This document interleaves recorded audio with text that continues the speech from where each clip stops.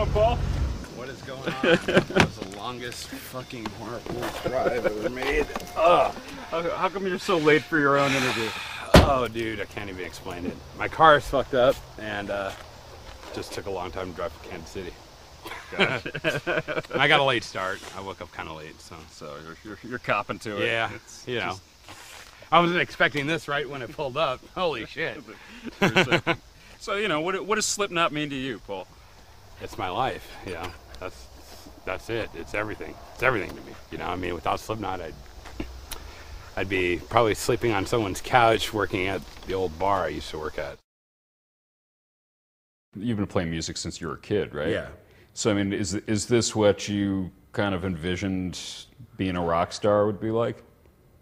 I had never knew what being a rock star would be like. I still don't know. I mean, I don't really consider myself a rock star, but obviously, I guess I am. I don't know, and I still do the same shit, man. I go to the same fucking bar, hang out with the same fucking people. You know what I mean? So it really hasn't changed that much. I mean, except for now I can afford drinks. I can buy a few people drinks instead of having to bum money every night. Right. Do you feel like you're a different guy when you're out there on the road with Slipknot than when you're kicking back at home in Iowa?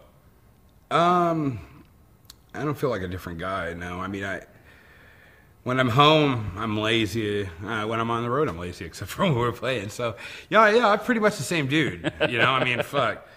I don't do shit. I really don't do shit. I drink fucking beer and fucking sit around, and play music, and that's what I've been doing this whole time off too. So it's kind of I'm pretty much the same all the time.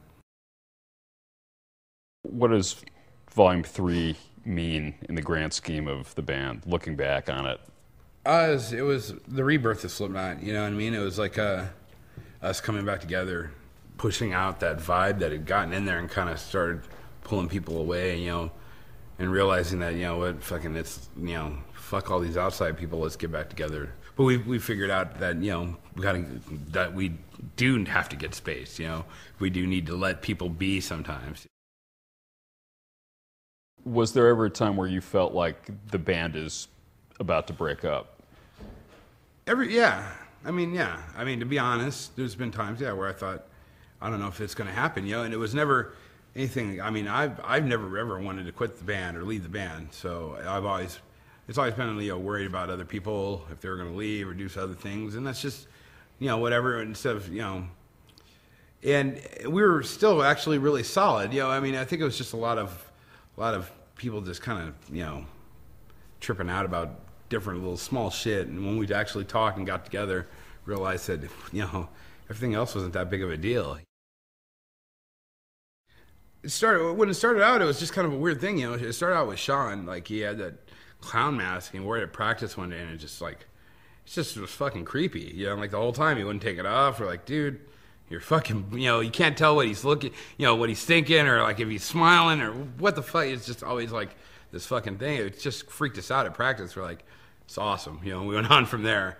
And it was kind of cool too back in the, 'cause back in the day you could do a show. We would do shows and we'd come back in without the mask. People wouldn't even know, we're in the band. Right. Tell us if we sucked or not. We'd get honest answers, Oh, that band fucking ruled, or that band was the worst band I've ever seen. Right. And then they would have no idea they were telling us that. It's kind of cool. Do you think that Slipknot could have come out of anywhere else, or do you think that there's a specific kind of Iowa, Des Moines vibe? Yeah, it's definitely an Iowa thing. I know it is because of the, I mean that's where we got our work ethic, because fuck, no one wants to come. No A&R guy is going to come out here. Fucking dude, it was impossible to get anybody to come see a fucking show. Even Chicago, they were bitching about it. Like, fuck, going to Chicago was a pain in the ass. It's like, fucking Des Moines, there was no chance. It's like, so we had to work and work and work, and actually prove ourselves. So, and I think, just the way people are brought up, I think the people in the band, their values and just their moral structure fucking made what this band is, and so, I don't think it would have worked in L.A. or New York or wherever the fucking Seattle or London or fucking wherever the fuck bands come from. Right. You know, Iowa. That's it. I can only speak for myself, but I mean, to me, it's just the greatest thing that ever happened in my life. And, you know, so there's no, you know, when we started the band, I felt it, you know, right when we started it, and it still feels the same. So, you know, I mean, I'm having time of my life.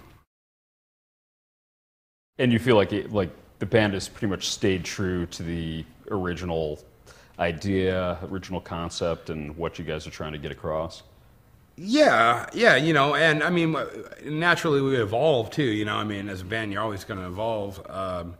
But yeah, I mean, we've always stayed true. I mean, and by staying true is we've always done what we wanted to do, you know, and that's staying true. Just, you know, I don't know, you know, people might think, oh, this or that or whatever, you know, like, you know, if we do something different, if we, you know, write a song with some melody, or if we, you know, fucking, I don't know, do something different with Mass or not Mass or whatever, you know, people are saying we're not staying true, but actually we are, because it's fucking what we want to do. Right. And that's, you know, how we started this band, doing what we want to do and fuck everybody else's opinion. So, right, you're not so it's, yeah, it's staying true. You're not catering to somebody else's ideas of what Slipknot should be. It's only ours, you know, and, you know, everybody else can, you know, they can like it or hate it. We don't give a flying fuck. Message to the fans, yeah, I mean, fuck. Thank you, you know, I mean, fuck, our fans are the greatest fans in the fucking world, you know, and you know, I do anything for them. And actually, I think our fans know that I would, you know, I mean, I'd literally have given the shirt off my back, you know, for them, because without them, you know, there would be none of this, you know what I mean? And so, yeah, I mean, thank you. That's from the bottom of my heart, you know, that's the most I can give, you know, and, you know, for all the support and everything, and, you know, hope, you know, I mean, we promise we will try not to ever let them down, you know. Can't please everybody, but, you know, we'll do what we can.